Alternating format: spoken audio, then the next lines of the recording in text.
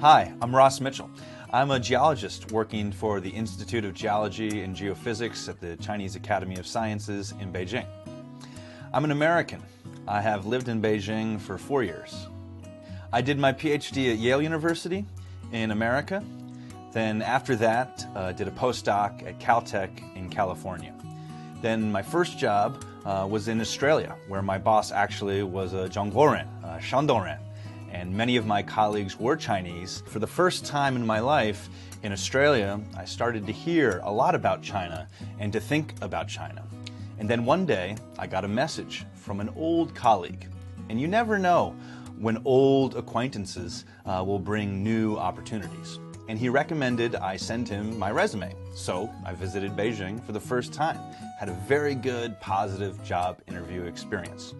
And I had a difficult, but not too difficult, decision to move from Australia to China and start what has become an exciting 4 years.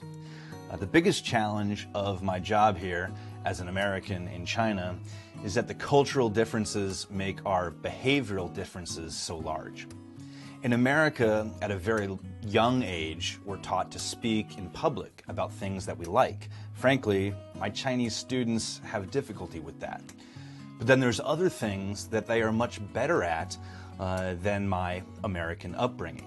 My student Chi-Chi, he can do mathematical calculations in his brain, and not just simple addition and subtraction, but even some more complicated multiplication and division. And if you tell them to do something, they will do it. That's not always the case with American students. So there's good things and bad things about both cultures. So perhaps the biggest challenge for me is figuring out how to be the best professor to my Chinese students. Now, let me show you some of my treasures. As a geologist, we love our rocks. And this is a particular treasure of mine because it's a rock that's similar to the stones you see on the steps of the Forbidden City. These little pieces are pieces of the sea floor that got ripped up when there was a big storm. Now, another treasure of mine is actually music. And you can hear some of my music, which is written about Beijing. When I first arrived, I didn't know the buses, the subways, and Didi. 我真的不知道. So when I first came here, I walked every day. It was about 45 minutes. And when it started to get hot, by the time I would arrive at my office, I was completely sweaty. So I actually had separate pair of clothes in my office to change into when I arrived. I did the walking for a while, and then I learned the buses. 很便宜. 大概1块2块, nice and cheap, very convenient, and it's a lower carbon footprint. I really love the DTA, the subway. If there's traffic, I definitely love having the subway as an option. So if I'm in a rush or have to focus on something, I might take DD. Maybe you go to the restaurant taking DD. So it's great to have the flexible transportation options. I can tell not only from my career, but from the other foreign experts that have been brought to Beijing in all fields, whether it's biophysics or astronomy or business. Beijing is very good about organizing activities for these overseas talents to take a trip to Yunnan together or to visit the bird's nest. And we actually got to celebrate the 100-year celebration of the Chinese Communist Party.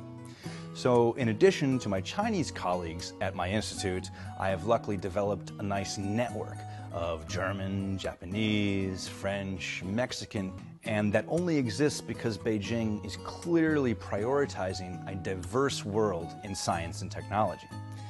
I got my green card in 2021, right here. And getting the green card means practically I don't have to bring my passport everywhere. And so going to hotels, going to tourist spots, not having to carry my passport everywhere makes me feel, Chinese. It makes you feel that you really fit in and that you're welcomed as part of the culture.